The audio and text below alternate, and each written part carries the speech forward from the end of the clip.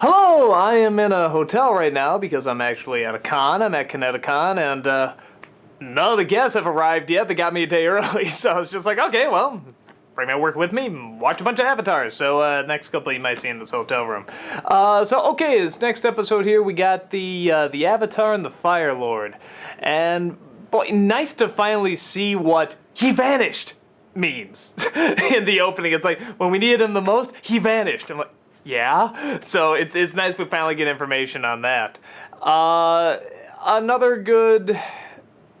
Again, sort of showing how similar Zuko and Aang are, how they are, in many respects, not as much opposites as much as parallel. Very similar, and we see this backstory kind of similar of two people that seem like they're on the opposite ends of the coin, but they're also sort of living parallel lives, and one made a choice to finally pretty much let go of the other.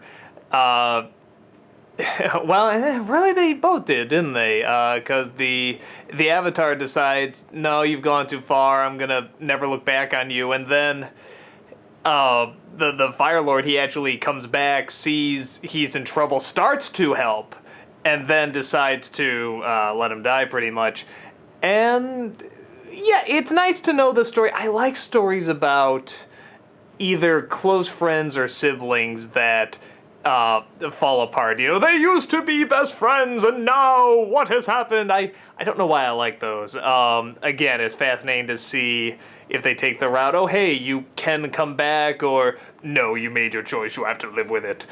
So I liked all that. It sort of follows, I don't want to say the formula, but it definitely follows the pattern that we see often in these stories where one does have a choice and finally that choice will decide their outcome and who they are. I found it very fascinating how he was, the Firelord, after letting the Avatar die, immediately went into trying to hunt the other one and searching for years and years. When we got the power, he wiped out the Airbenders. But even then, he just had a feeling like he didn't get him, and I like that. I thought that was very interesting. It just something about just hunting down your friend, even like the reincarnation of your friend, just unsettling, strange. But on top of that, we have Mako's whatever, his replacement voice, which is fine. I am pretty positive now, hearing the voices, that all the voices I heard of Mako in the past, with the exception of maybe one or two subtle lines or words here or there, was all Mako, because this voice does not sound like what I thought could possibly be the replacement voice before, which I find really interesting, because hearing Mako's voice through those first two seasons now, knowing it must be him, unless they got a replacement actor and then got another replacement actor, but I don't think that was the case. I heard that wasn't the case. It's very fascinating, because his voice at times would be very, very clear, and then other times it'd be very raspy. And I actually sort of knew him more with the very raspy voice. Hearing the clear voice, I almost thought, like, oh, did they get another person for this? But knowing it was him is very interesting. This replacement voice is fine.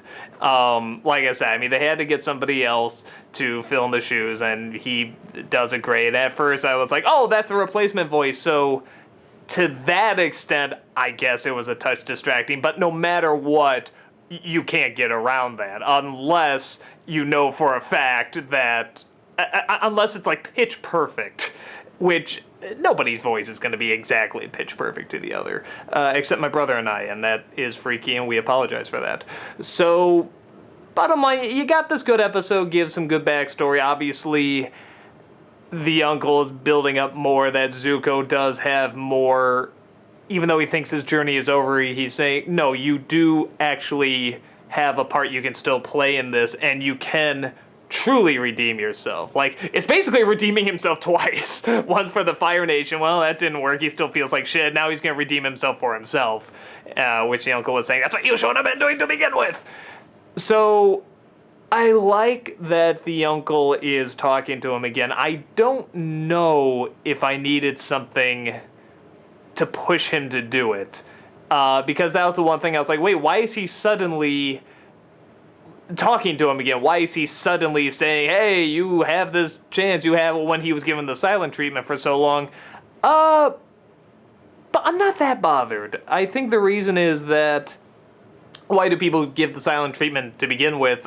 Because, well, it's one of two reasons. One, either the person giving the silent treatment is very emotional and just can't talk to him, or they're doing it because they know the other person needs that. They need, and I think that's what it was, because Zuko was coming saying, Uncle, I'm confused. Please, I don't know what to do. I feel terrible. I can't get this right. And he has to know that he really has gone too far, to a point where he won't even respond. And he has to sit with himself. He has to sit with his thoughts, and he has to really analyze what is going on and what does he want and what does he need. And I think before, where the uncle did give him a little bit of space, he still followed. They met up again in the chase episode, and there's a very possible chance maybe that wasn't the right thing to do. And I think the uncle might have realized that. So I think he knows here that he wants to give him a little bit more distance, and he has to be alone with his pain, because he made a really tough, bad choice, and he has to live with it for a bit. If the uncle came back with, well, here's what you have to do. You have to do this, this, and this, he wouldn't have felt it as much. He wouldn't have realized, hey, he has to realize this could be forever. He could be feeling this forever. And now he might have a way out. The uncle will once again come back and give advice, but he had to feel for a while that there will be no way out of this. I have made this choice. I can never go back on it now. But the uncle does come and say, hey, here's this chance. So I think I did like that. Like I said, at first I wasn't sure, but I think that holds up. I think that's a very legit choice on their part, to have him start all silent and then start speaking to him again. Whether or not that was intentional or just a transition into the new Mako voice, I don't know. But it works, and knowing this now, that he actually does come around to speaking again, and even with the story, with the Firelord and the Avatar, them not speaking to each other for a long time, though that backfired. In this case, hopefully it will not backfire. I'm guessing it's not going to backfire. But we'll see where that goes. So, good, solid episode. Good to know the history. Could have used maybe one or two more twists and turns. The connection to the bloodline, the family line, is interesting. Though when I heard it, I went, wait, when I had to rewind, I'm like, wait, so Zuko's mother is connected to the Avatar. Zuko's father is connected to the great Firelord, or the great-grandfather. Okay, it's like, I think I got it now, and it's good. At first I thought, I misread it so bad that at first I said, wait a minute, Aang and him are related? And it's like, no, that's not it. It's right, the mother's relatives is the Avatar, and the father's relatives are Firelord. So, which is interesting. Again, I mean, the uncle is trying to say, this blood is in you.